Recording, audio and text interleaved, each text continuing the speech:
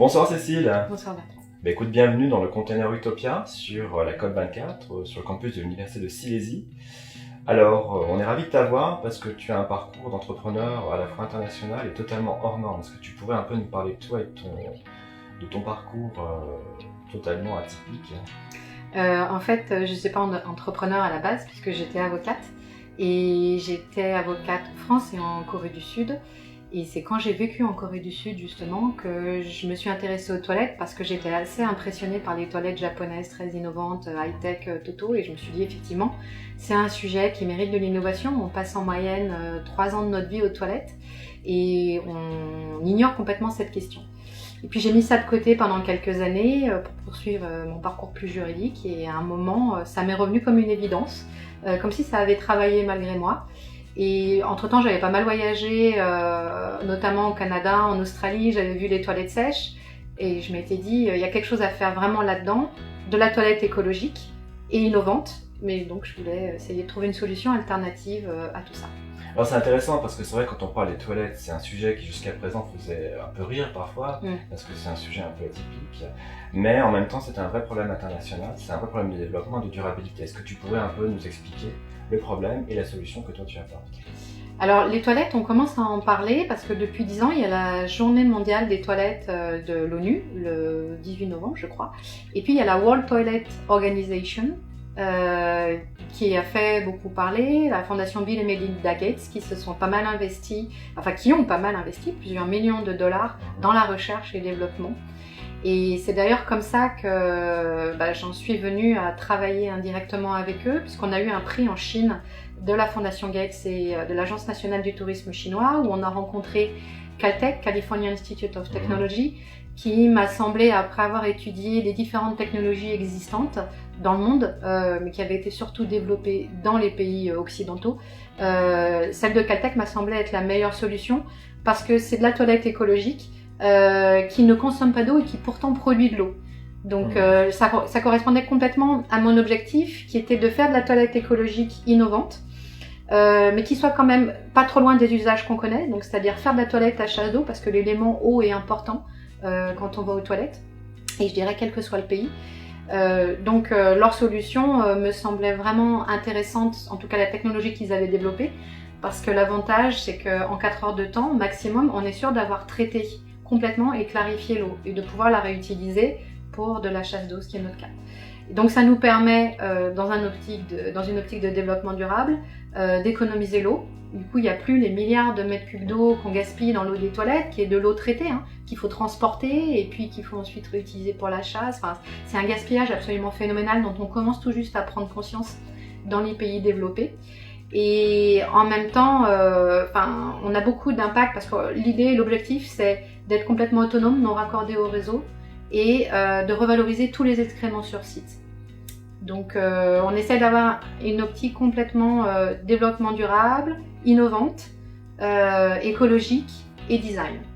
C'est vrai que c'est important parce que là on est dans une tendance qui est de plus en plus discutée ici à la COP24, c'est le changement des habitudes de consommation, des habitudes d'être, parce qu'il y a d'un côté les recherches scientifiques, il y a les constats, il y a les innovations technologiques, mais ça n'a pas de sens si les consommateurs ou les personnes qui utilisent n'ont pas changé d'habitude. Et ce que Weco, donc ta société propose, tel qu'on le comprend, c'est précisément un nouveau type d'habitude en fait, et un nouveau type de technologie à disposition de consommateurs lambda en fait. Alors oui et non. C'est vrai que là tu parles de l'innovation d'usage et justement, quelque part j'en suis venue à cette solution parce que je trouvais qu'elle n'était pas trop en rupture avec l'usage de la toilette, parce que justement ça nous permet d'avoir des toilettes à chasse d'eau comme on les connaît. En même temps, j'aimerais repenser complètement l'usage des toilettes, notamment sur le lavage des mains. On imagine des diffuseurs de gouttes d'eau avec des poudres un peu spéciales. Mais je voulais qu'il y ait une autre appréhension des toilettes, qu'on a envie d'y aller, et qu'on voit cela comme un lieu qui n'est pas forcément le lieu obligatoirement où on doit aller parce que c'est un besoin naturel, mais un lieu aussi qui va nous permettre non seulement de nous soulager, mais aussi d'être bien, de profiter d'autres services, et donc de revaloriser la toilette. Donc c'est là où effectivement il y a de l'innovation d'usage. Mais la technologie qu'on a développée nous permet de ne pas trop être en rupture avec l'usage et les attentes des usagers, parce qu'autrement on n'y arrivera pas. Tout à fait. Alors, tout ça en fait, c'est une question de design aussi, c'est ce que tu mets en avant sur ta brochure aussi. Alors design, tu es stéphanoise, je suis stéphanois. Oui, stéphanois. Ben oui, stéphanois. We are stéphanois. We are stéphanois. Alors, parlons un peu de Saint-Étienne et Cité du Design. Alors, quelle est l'histoire de Saint-Étienne et de Weco ensemble et parlons un peu de l'écosystème qui t'a certainement permis d'avancer sur ce projet. Oui, bah c'est ça qui est assez marrant parce que donc j'ai vécu à Paris, j'ai vécu à Séoul et puis finalement je suis revenue à Saint-Étienne un peu par hasard. Et en même temps, quand j'ai pensé à créer Weco, pour moi c'était évident qu'il fallait que ce soit à Saint-Étienne. Je voulais cette dimension design et écologique très associée. Je voulais que le design fasse accepter la dimension écologique et innovante. Et en même temps, le design pour le design, c'était pas moi. Je voulais qu'il y ait une vraie innovation technologique derrière.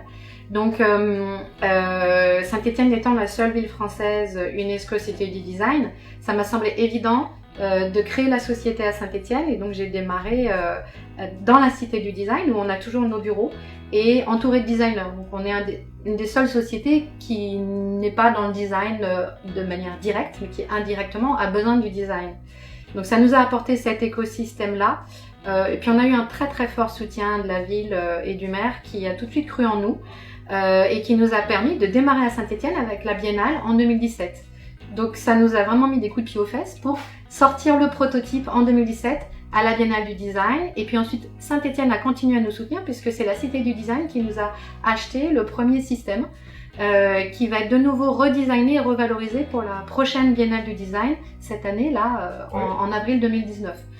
Donc il est évident que bon, j'ai fait l'investissement de croire en Saint-Étienne. Et je trouve que j'ai bien reçu en échange, grâce à ce soutien de la ville qu'on a eu et qui continue de nous apporter beaucoup.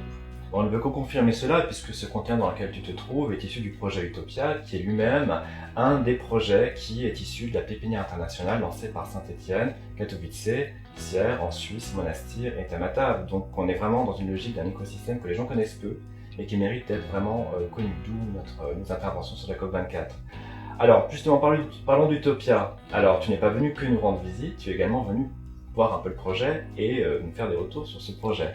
Eh ben, je suis venue quand même principalement pour vous rendre visite finalement à la COP24. Je me retrouve à essentiellement profiter de mon temps avec les gens d'Utopia. Et alors, je ne peux pas dire complètement découvrir l'équipe parce qu'en fait, j'étais dans le projet et là aussi, merci à la ville de Saint-Étienne qui m'a fait rentrer dans le projet Pépinière Internationale en mars dernier. Et donc j'ai entendu parler du projet qui ne s'appelait pas encore Utopia à ce moment-là, dans ses balbutiements. Et l'équipe stéphanoise m'a reparlé du projet il y a un mois. Je me suis rendu compte que ça avait beaucoup avancé, l'équipe stéphanoise et l'équipe polonaise. Du coup, j'ai été vraiment impressionnée par la démarche et en même temps très heureuse de voir que vous continuez de penser à Weco comme étant une solution qui nous semblait, je dirais, d'un côté et de l'autre complètement évident, très complémentaire.